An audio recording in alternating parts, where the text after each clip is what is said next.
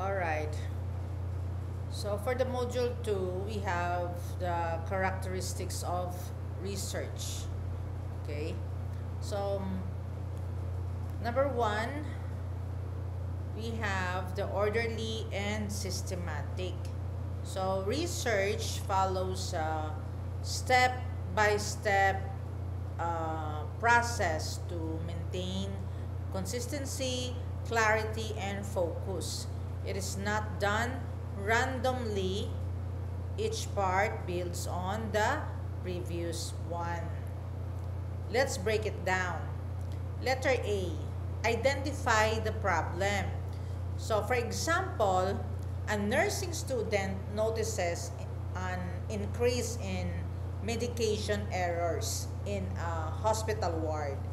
So the research problem becomes, what are the contributing factors to medication errors among nurses in Hospital X? So you identify that problem. Okay? Letter B, the next step. Determine the purpose of the study. Ano ang purpose ng study mo? So, the study aims to find out the root cause of this error and propose interventions to reduce them. Letter C, review of related literature. Ano ini sila? So, the student reviews past studies on nurse workloads, shift durations, and training effectiveness. Okay, for the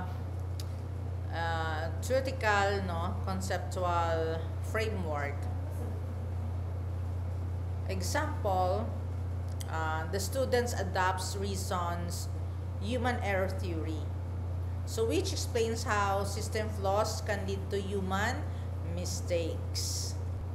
Okay, let's go back, Anay, sa letter C, review of related literature. So, amo ni siya, class, ang mga past na studies, no?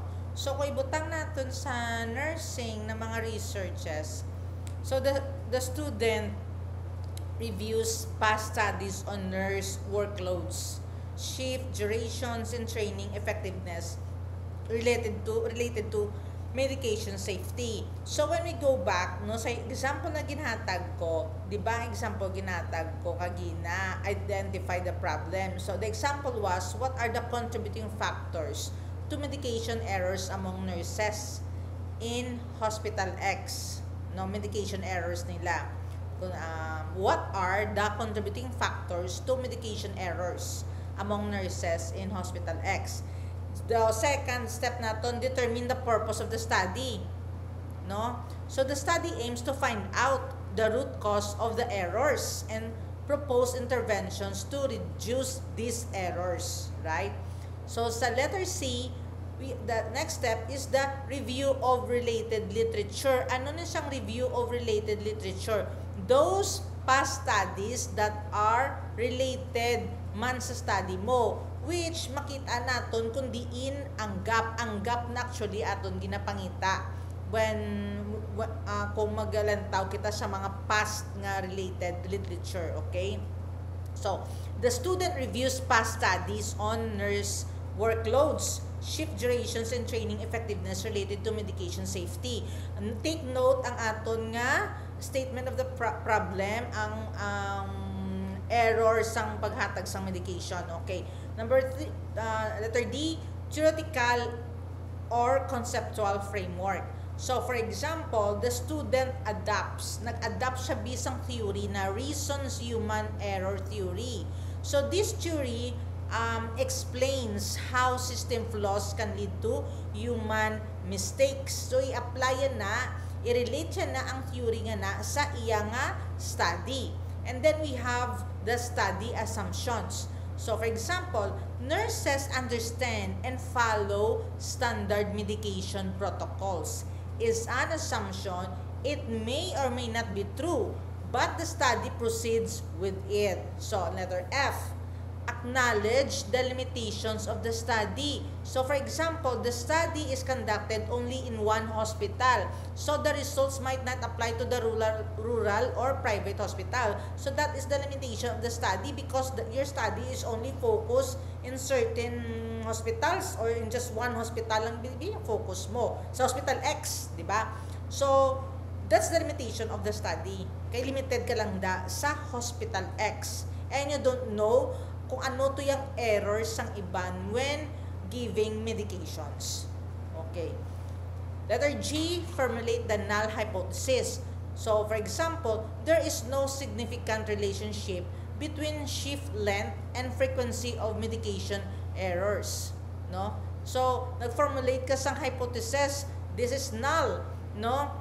There is no significant relationship between shift length. Wala ko no sang significant relationship ang kalabaon sang iyang duty hours kag sa frequency sang medication nga paghatag niya. Okay, so that is the hypothesis, null hypothesis. So define study variables for the letter H, the next step. Independent variable. No, ano mga independent variable ta nga i-measure nato? Shift measure to. I'm sorry. Independent variable ta, shift length. So let's say 8 hours to 12 hours. That is given for the independent variable. Dependent variable, amo ni nga aton nga pang i-measure frequency of medication errors. Ano ka-frequent nga gasala sila sa paghatag sang bulong. Now, control variables. Sino ni mga control variables? Nurse to patient ratio, experience level. So, letter I, choice of research design. Ano ang research design mo nga applicable sa imo study? For example, for the hospital error medication to sa Hospital X, ang imo gamiton nga design, a descriptive correlational design is chosen to examine the relationship between shift length and errors. Sa kalabaon sang imo nga, let's say abi nag-work ka na 14 hours, so there's a possibility of lots of errors, no? So lataon dira kung is there a relationship, no, between length and errors sang imo nga study. Now, letter J, identify the target population. Example, all registered nurses. Sino mga participants mo? All registered nurses in Hospital X. Letter K, choose the study samples. Ang example mo is 100 nurses are randomly selected from different wards using simple random sampling. Letter I, conduct the field test. So example, the researcher tests the survey tool on 10 nurses not included in the main sample to ensure clarity and validity. Ano ang key point naton dire? Being orderly and systematic avoids confusion and helps other replicate or verify the study. Okay. Number 2. No, ano to kani number 1 ta? Orderly and systematic. Number 2 ta? Control. This means limiting external variables that might affect the study results. So, control ensures the accuracy of conclusion. So, for example, in the study of the caffeine affects concentration, researchers control for sleep and age by selecting participants of similar age and asking them to sleep 8 hours before testing. The point here is, without control, it's hard to know what truly caused the results. Number 3, empirical. Research is based on observable, measurable evidence, not only personal opinions or guesses. So this involves using senses, seeing, hearing, measuring to gather data. So example, instead of assuming that the patients are satisfied with the hospital services, a researcher distributes a survey and collects responses, then analyzes patterns in the answers. So ang ato na point diri is, you must be able to see or measure the finding. So this is what makes research scientific. Number 4, generalization. Okay, so findings from the sample can be applied to the larger population, but only when proper sampling and design are used. So example, if 300 senior high school students in Iloilo City were surveyed about their mental health coping strategies, the researcher may generalize results to all senior high school students in Iloilo. So if the sample was properly selected and large enough, okay? So, ang point diri is, generalization is more applicable in quantitative studies where statistical sampling is used. Okay.